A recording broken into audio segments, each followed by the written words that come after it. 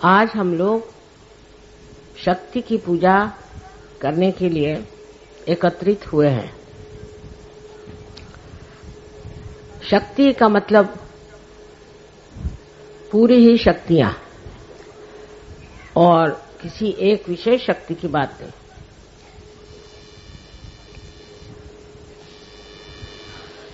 ये पूरी शक्तियां हमारे हरेक चक्र पे अलग अलग स्थान पर विराजित है और इस शक्ति के बगैर किसी भी देवता का कार्य नहीं हो सकता। जैसे आप जानते हैं कि कृष्ण की शक्ति राधा और राम की शक्ति सीता और विष्णु की लक्ष्मी। इसी प्रकार हर जगह शक्ति का सहवास देवताओं के साथ है, पर देवता लोग शक्ति के बगैर कार्य नहीं कर सकते। वो शक्ति एकमात्र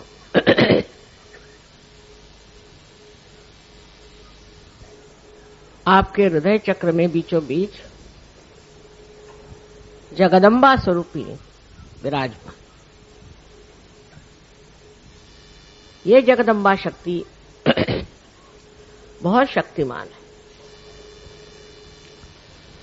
उससे आगे गुजरने के बाद आप जानते हैं कि कहीं वो माता स्वरूप और कहीं वो पत्नी स्वरूप देवताओं के साथ रहती है।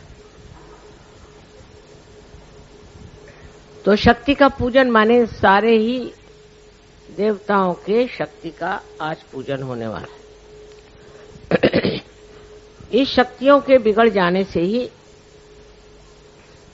हमारे चक्र खराब जाते हैं और उसी कारण शारीरिक, मानसिक, बौद्धिक आदि जो भी हमारी समस्याएं हैं खड़ी हो जाती। इसलिए इन शक्तियों को हमेशा प्रसन्न रखें। कहा जाता है कि देवी प्रसन्नो भवेत्। ये प्रसन्न रहना चाहिए। देवी को अप्रसन्न करने से न जाने क्या हो जाए। अब कुंडलिनी के जागरण से इस शक्ति को एक विशेष और एक शक्ति मिली। इन शक्तियों में एक विशेषता और होती है, वो ये है कि सारे दूर सर्वव्यापी शक्ति जो परम चैतन्य, जो आदिशक्ति की शक्ति है, उससे इसकी एकाकारिता एकदम हो जाती है। उस एकाकारिता के कारण इसके अंदर वो शक्ति आ जाती है। इन छोटी छोटी, जिनको कहना चाहिए विभक्त शक्तियां हैं, उसमें पूरी तरह से एकत्र एकाकारिता शक्ति का संचार हो जाता। माने ये कि अगर समझ लीजिए आपकी हृदय की शक्ति कमजोर तो उसका संबंध जब इस परम चैतन्य से हो जाता है तो वो निर्बल शक्ति शक्तिशालिनी हो जाती है और उसका संदेश सारे शक्तियों के पास पहुंच जाता है कि अब कोई फिक्र करने की बात नहीं है। अब ये शक्ति जो है प्रबल होगा।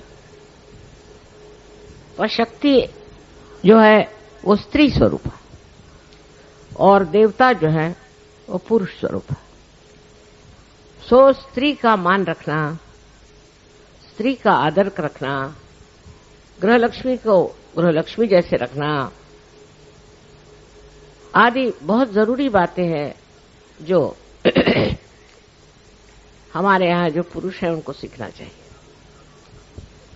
इसका मतलब ये नहीं कि औरतें उनको हमेशा लेक्चर झाड़ते रहे या उनसे बिगड़ते रहे। औरतों को तो गृहलक्ष्मी के स्वरूप होकर के अपने पति और अपने बच्चे, घर द्वार सबकी सेवा तो करनी होती है। उसको तो एक ही काम होता है, पति को हजारों काम होते हैं और वो ठीक से निभा करें, उसको ठीक से संभालें, ये बहुत जरूरी है। लेकिन पति का कार्य होता है कि अपनी पत्नी को देवी स्वरूप माने, अपने पत्नी को घर की शक्ति माने और उसके साथ जो संबंध हो वो निश्चल और शुद्ध हो। मनुष्य कभी कभी ये सोचने लग जाता है कि वो जैसे भी चाहे चले और ठीक है क्योंकि पुरुष है। ये उसको बड़ी गलतफहमी है। इस तरह से करने से उस पे जो संकट आने हैं वो आते, और पत्नी कितने भी वो संकट झेल रहे तो भी उसका कुछ कह नहीं सकते, क्योंकि अगर आप घर के स्त्री को सताएंगे तो वहां पर देवताओं का रमण नहीं हो सकता। घर की औरत को जिद नहीं करनी चाहिए, पति को खुश रखना चाहिए, घर द्वार को ठीक रखना चाहिए। ये तो बात सही है, पर सबसे बड़ी बात यह है कि घर की गृहलक्ष्मी जो है वो घर की शक्ति है। इसलिए उससे एक तरह की बड़ी गहरी एकाकारिता साध्य करनी चाहिए।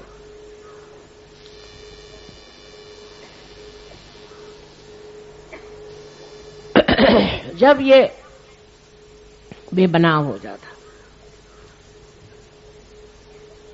तो औरत भी एक तरह से समझदारी छोड़ के और नाराज हो जाती है, कभी कभी बहुत ज्यादा स्फोटक होती है, कभी झगड़ा करती है। उससे बच्चों पे बुरा असर आता है और फिर समाज टूटने लग जाता है। समाज जब टूटता जाएगा तो बच्चे भी टूटते जाएंगे, उनके अंदर भी गलत गलत चीजें आ जाएंगी और वो भी रास्ते पर नहीं आएंगे।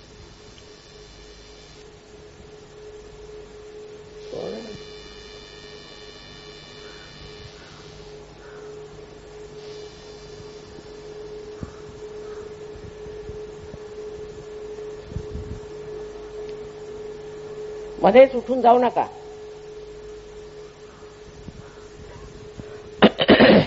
और जो घर की डिसिप्लिन है वो खराब हो जाए। जिस घर में डिसिप्लिन नहीं होगी उसके बच्चे खराब हो जाए, उसका समाज खराब हो जाएगा। आज विलायत में क्या होता, वहां की स्त्री इसकी जिम्मेदार नहीं समझती कि उसको समाज को बना के रखना है, समझदारी से रहना है, और पूरे समय लड़ती रहती है। लड़ने झगड़ने से कभी भी घर में शांति नहीं आ सकती। शांति लाने के लिए क्या करना है? पति से सुझाव करना है, उससे बात करनी है कि आखिर क्या बात है, क्यों ना हम दोनों प्रेम के साथ रहें जिससे हमारे बच्चे ठीक रहे। परदेश में कुछ भी सीखने का नहीं है, क्योंकि उनका समाज बिल्कुल विचलित हो गया है। एक एक औरत है वहां 8-8 शादियां करती है और रईस हो जाती है।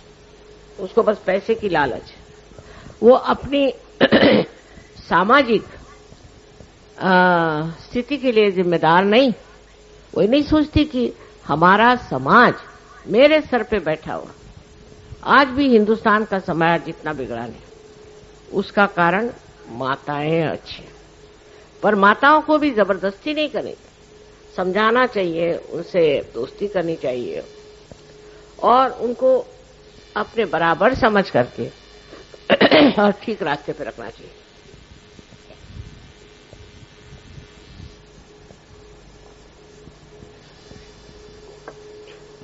अगर हमारा समाज ठीक हो जाए तो जो दुविधाओं में हम पड़ा हुए हैं, जो हमारे हम सुनते हैं कि खून की खराबी हो रही है, बॉम्ब फूट रहे हैं, फलाना हो रहा है, इस तरह का आशंकित जीवन जो हमारे ऊपर लग गया है, उसका कारण है इन लोगों की माएं।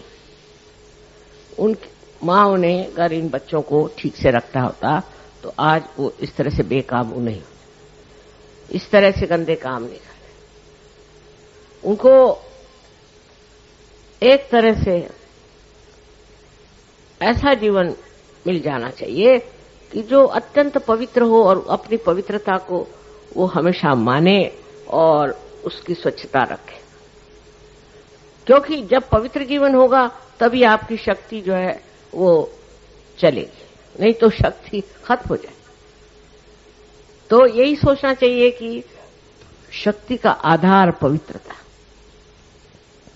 और जब उसमें पवित्रता नहीं रह जाएगी तो शक्ति जहां के तहां बैठ जाएगी और आप निशक्त हो जाएंगे।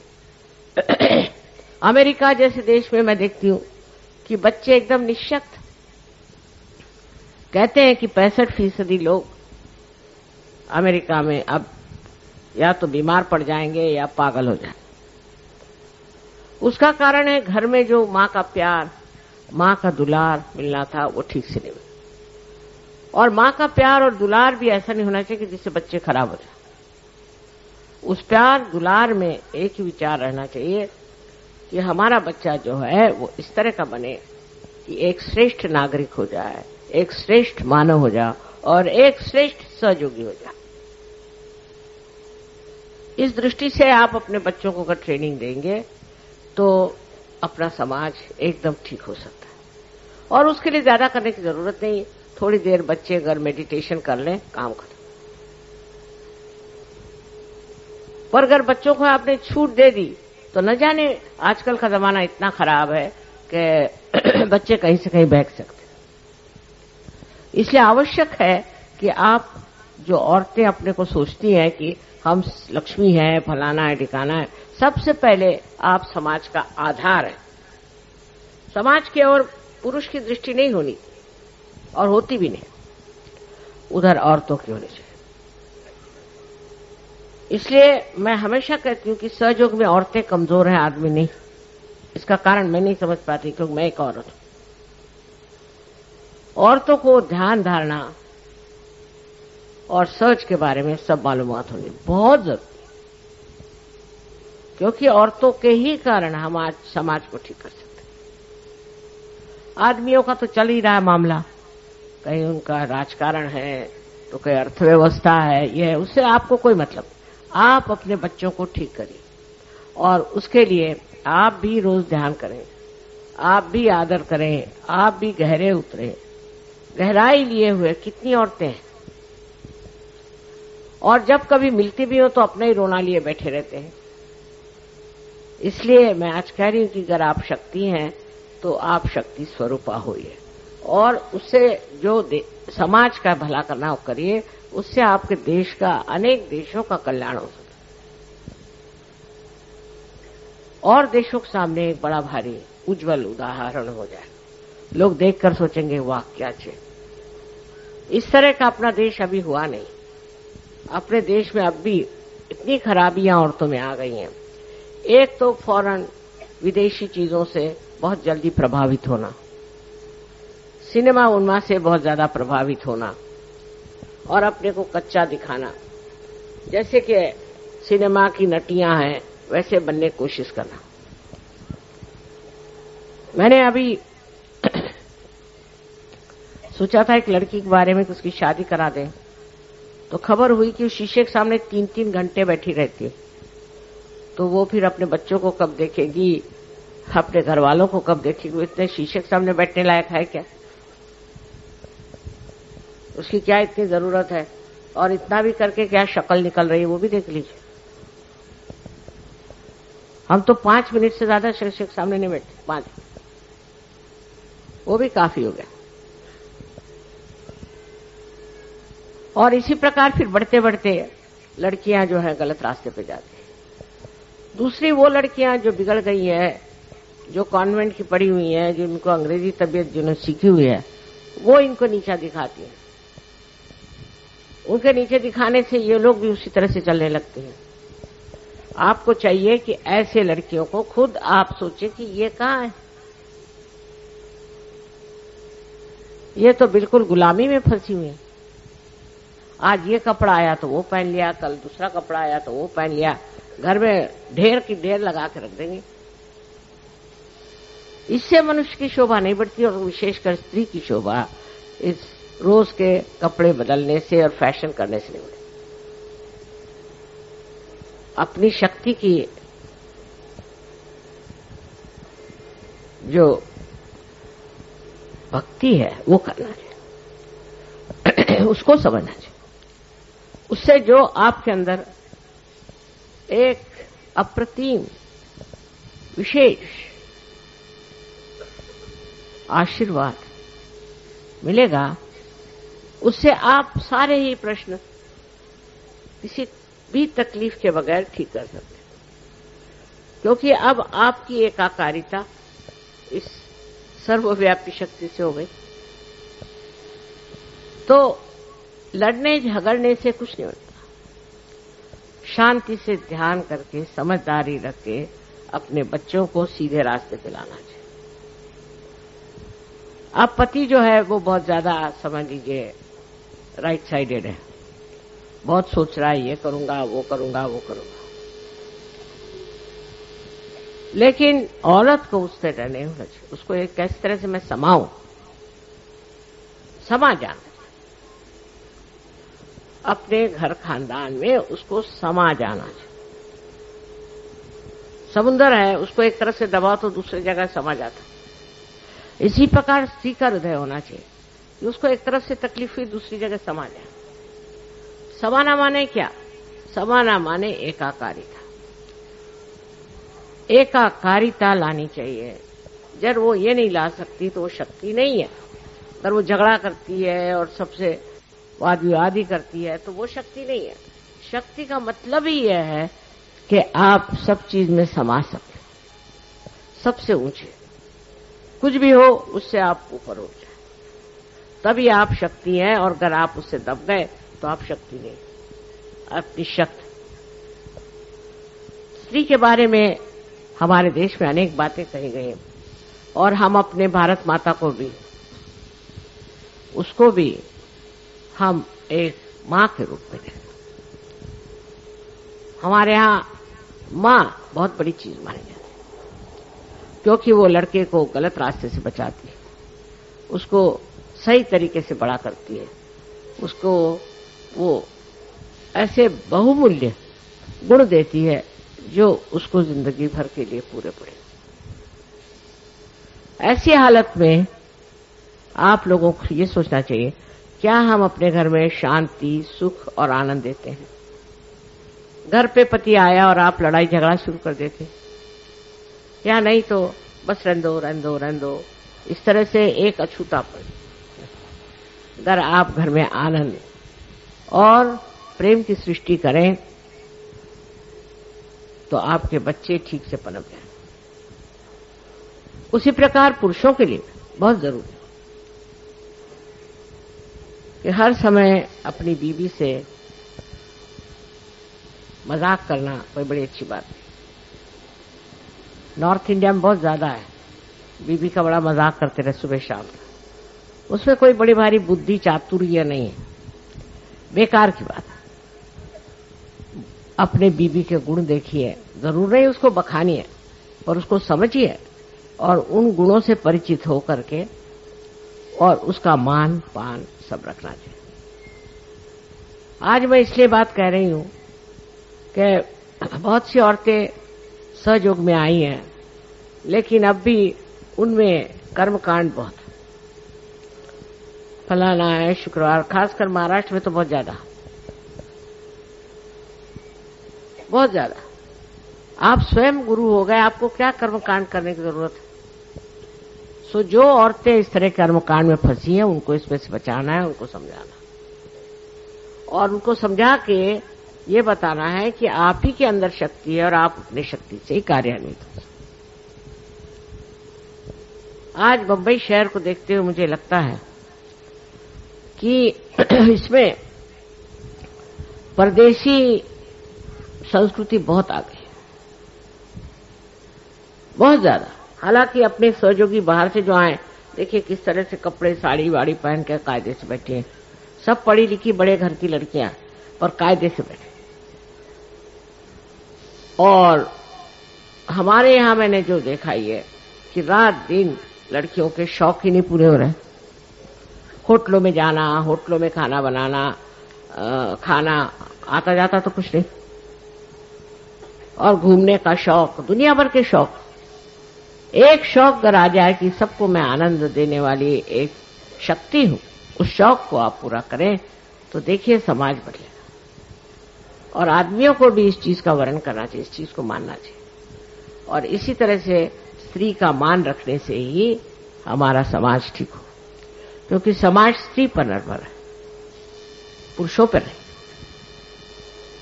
अब दूसरी बात जो हमें सोचनी है वो ये कि पुरुषों के मामले में हम लोगों ने जो देखा है वो यही है कि उनके हाथ में राजकारण और देश की अर्थव्यवस्थाएं, उस ओर भी उनको ध्यान देना चाहिए। अर्थव्यवस्था है जैसी भी है, बुरी हो अच्छी हो, देश के लिए त्याग करना चाहिए। हमें तो आश्चर्य लगता है कि हम दो दुनिया में रहे। जब हम छोटे थे हमारे पिताजी जेल में, माताजी जेल में, सब घर में कोई नहीं, और हम लोग अच्छे बड़े घरों से निकल के झोपड़ियों में रहते थे और बहुत खुश थे। सारा पैसा, हमारी माँ के सब जेवर गांधी जी को उन्होंने दे डाला। इतनी त्यागमयी प्रवृत्ति थी। हमारे पिताजी इतने त्यागमय थे, उनके पास इतने महंगे महंगे सूट थे। जब वो कांग्रेस में आए तो उन्होंने चौराहे पे जाकर सब जला दिए। वो लोग कुछ और ही थे, जो हमने लोग देखे वो कुछ और थे। ऐसे तो आजकल कोई देखा ही नहीं जाता कि जो त्याग की बात करता होगा। ज्यादातर लोग पैसा कैसे कमाना चाहिए, किसका जेब कैसे काटना चाहिए, इसे सोचते हैं। वो लोग भी राजकारण में रहे, वो लोग भी मेंबर पार्लियामेंट थे और वो लोग भी कॉन्स्टिट्यूशन असेंबली के मेंबर्स थे, लेकिन उनमें सिर्फ त्याग की बुद्धि थी। मैंने तो देखा कि अच्छा चलो ये कारपेट रखा ना, दे दो, बेच डालेंगे, उससे ही कुछ पैसा मिल जाए। जो घर में रखा है दे दो, क्या करने का है। इतने त्याग वाले ऐसे लोग हमने देखे। और उसके बाद आजकल ये जो भिखारी सबके पैसे मार रहे हैं वो भी देख रहे हैं। सो बड़ा दुख लगता है कि इतना अंतर कैसे आ गया। 50 साल में ये क्या हो गया, कहां से कहां अपना देश ऐसा क्यों चला गया। इतनी लालसा, इतना पैसा, करोड़ों रुपए होंगे तो भी उनको समाधान नहीं, तो भी वो किसी तरह से और जुड़ो और जुड़ो और जुड़ो, और सत्ता के पीछे में दौड़ेगा। ये पुरुषों को समझना चाहिए कि हमने क्या त्याग किया, हमारे फैमिली के हमने क्या त्याग किया, हमने अपने देश के लिए क्या त्याग किया, हमने इस विश्व के लिए क्या त्याग किया। कुछ तो हमने दिया कि ऐसे ही हम आए और सब दुनिया को लूट खसोट के चले गए। अपने राजकारणी लोग ऐसा करते हैं, उनको मालूम नहीं कितना महान पाप है।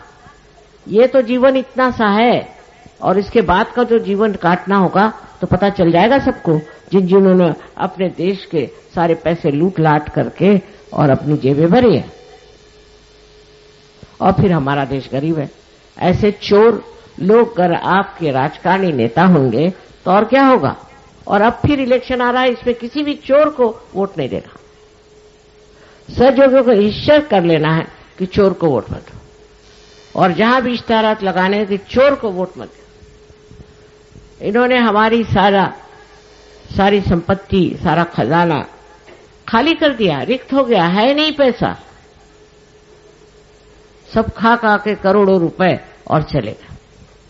उधर ध्यान ही नहीं है लोगों का।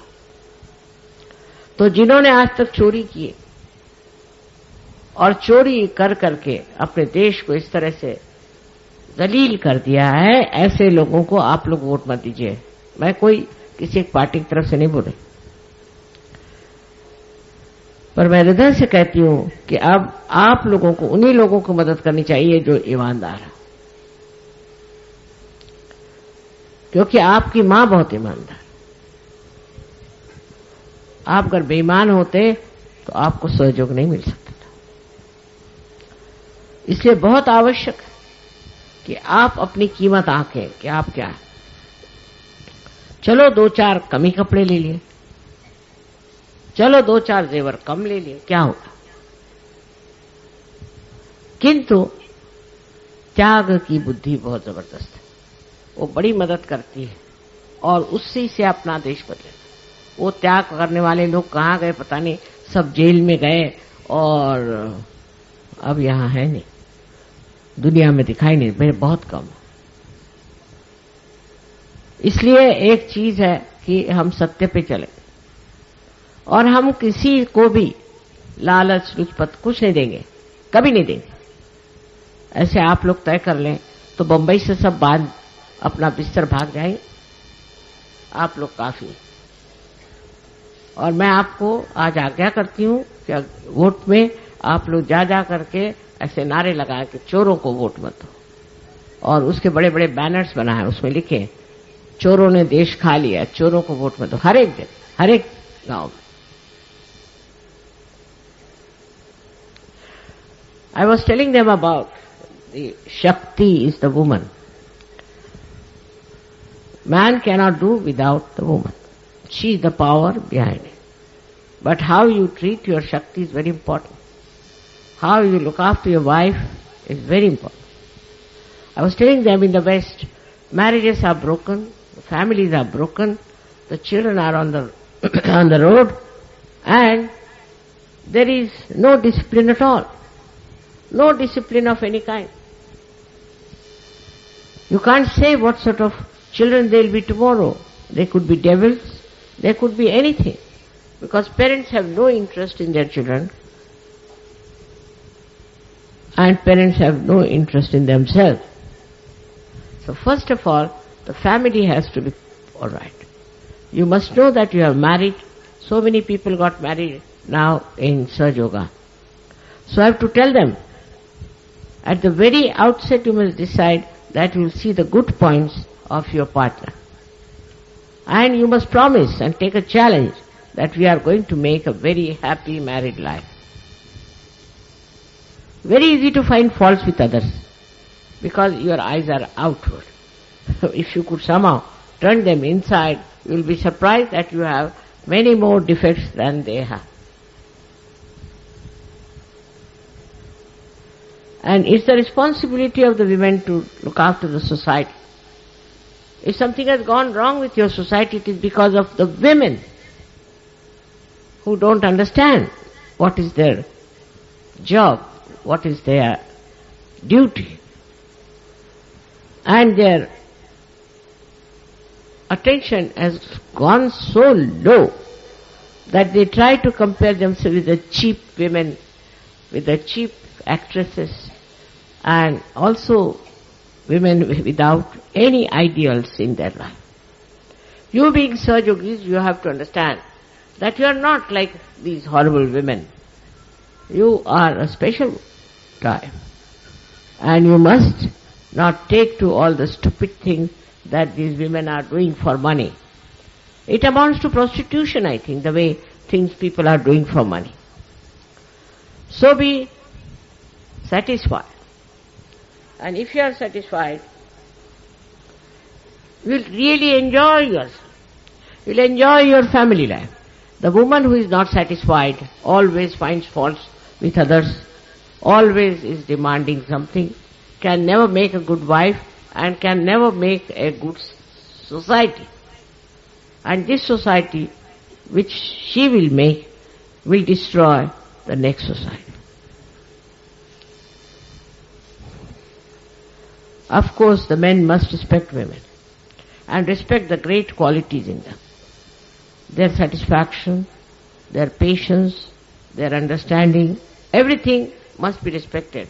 And they should not make fun of their wives all the time. I have seen if that is done, then women stoop down to the same level. That's no friendship. In friendship you must have respect. It's all right, you can do this with your friends, but not with your wife. And this is what I can't understand, that how men use their intelligence in such a stupid manner. Because she is the mother of your children. If you make fun of her, children will also make fun of her. Of course she has to respect you because she receives her authority from you, but also you must maintain her authority. You must keep her in proper shape. For small things, husbands give up their wives and misbehave. It's most shocking that some of the senior people in surgery have done all kinds of nonsense about their married life. I'm amazed at how could they do it. And this really shocks me. I was told that this year, on coming year, will be Sahajogis who will go astray. They'll do dirty things, bad things, and I should say things which are not pure. And they will destroy Sahaja.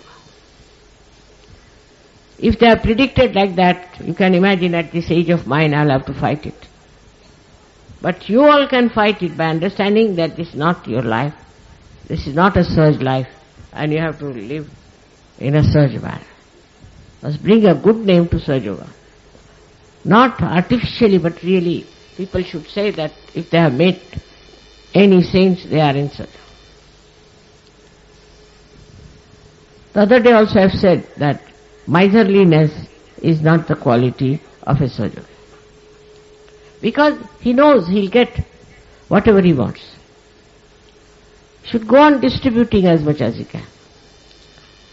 All this is going to work out in the favor. More than men, women are miserly. They look after their children, but not others' children, not other people. So if the women become more socialistic, it would be a better idea. And it will help them a lot to do justice to their own Shakti, because she wants, your Shakti within wants you to be generous, to be kind, to be loving. If you are not loving, then it's not going to work.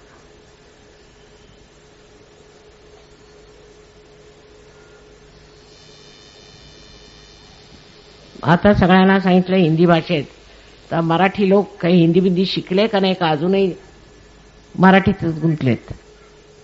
स्वतः म्हणजे मराठी इतकी सुंदर भाषा आहे की त्या भाषेला तुम्ही जोपर्यंत हिंदी शिकणार नाही तोपर्यंत वैशिष्ट्य येणार नाही.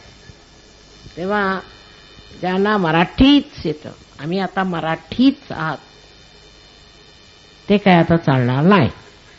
देवाला सुद्धा आता इंग्लिश समजू लागले. मग तुम्हाला कमीत कमी हिंदी आली पाहिजे, कमीत कमी. इंग्लिश आलं तर बरंच आहे, पण निदान हिंदी तर बोलता यायला पाहिजे. पण मराठी लोकांचा हेका फार आहे प्रत्येक गोष्टीत. हेकेखोर लोक आहेत आणि घमेंड फार. आम्ही मराठी म्हणजे शिवाजी महाराज, सगळे शिवाजी महाराज आणि सगळ्या जिजाया, काही समजतच नाही या लोकांचं. तेव्हा नम्रता धारण करून सहजोगात उतरलं पाहिजे. नम्रता हा शब्द इकडे आहे नाही, कोणी वापरत नाही.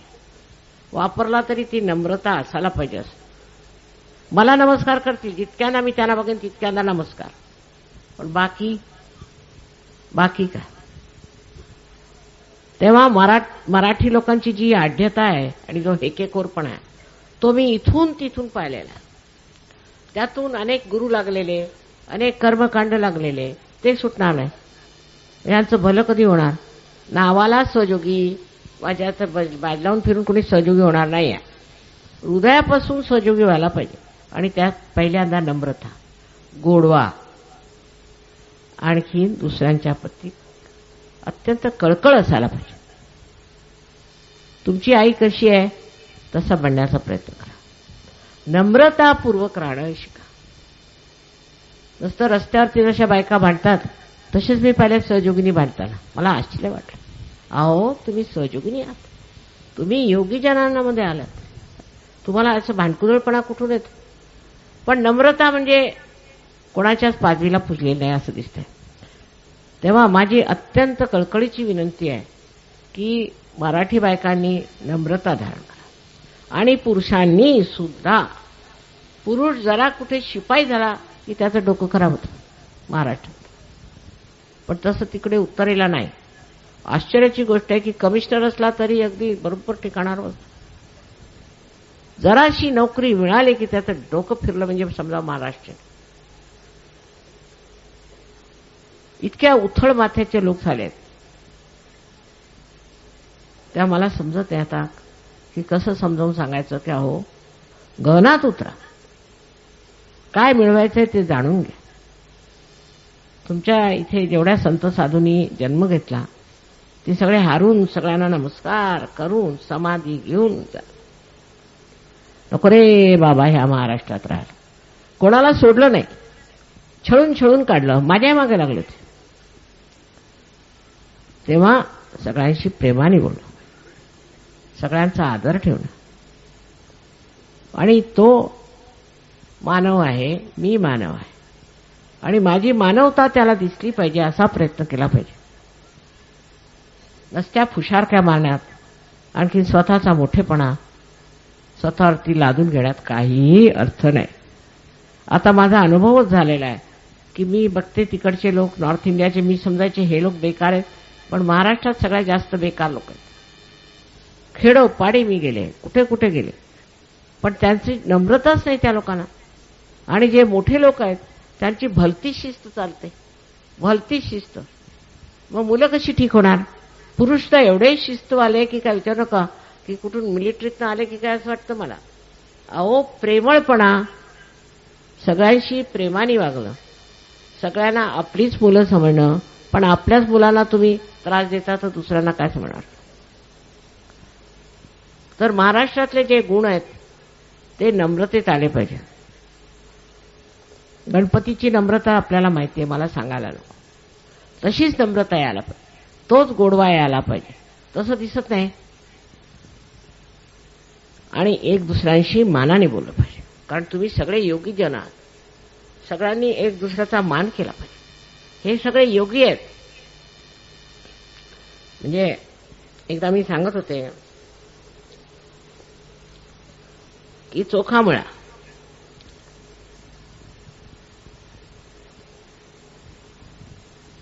आणि ही मंडळी निघाली. त्यांचं म्हणणं हा महार आहे जातीचा. तर तुकारामांनी अभंग लिहिलेत की मी महार झालो हेच बरं झालं. अशी अनेक उदाहरणं या साधू संतांची आहेत. पण ते आले, त्यांना तुम्ही झोडपून काढलं आणि ते निघून गेले. काही डोक्यात गेलेलं नाही लोकांचे, काही समज आलेला नाही. कोणत्याही तऱ्हेचं प्रेम असं तुमच्या आदर्शात नाहीच. मी काँग्रेसचे ते युवा शक्तीचे आले, त्यांना विचारलं का हो तुमचं धोरण काय? धोरण काहीच नाही. मग धोरणाशिवायच निघाले का? नाही, आमचे जे मोठे सांगतात तेच आम्ही करतो. म्हटलं तुमचे मोठे सगळे पैसे खातात, तुम्ही तेच करता? हो म्हणे, आम्ही तेच करतो. आधी भोळेपणाने. तर महामूर्खांचं इथं काम नाही आहे, मूढांचं काम नाही आहे. परत परत त्याला पाहिजे जातीच.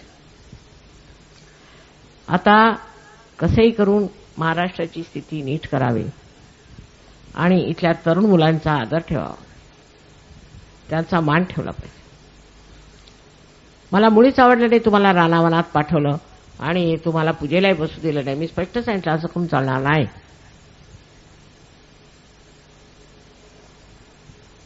प्रेम हे मुख्य आहे. आपण किती कोणावर प्रेम करतो ते मोजायचं नसतं, नुसतं ते प्रेम वाहतं असं निर्वाज्य व्हायला पाहिजे. सगळ्यांना प्रेमाने आदराने वागवून एक नवीन आम्हाला सहयोगांचा समाज स्थापन करायचा आहे. केलाय म्हणा, पण अजून जरासा एवढा चमकत नाही, तो चमकावला. ते तुमच्या वागण्याने, तुमच्या प्रेमाने उथमलेल्या शब्दांनी प्रत्येक गोष्टीने स्पष्ट होईल आणि आपला समाज अत्यंत सुंदर समाज होईल. अत्यंत सुंदर. म्हणून जे वाईट ते नकोच आणि जे चांगलं ते हवं अशी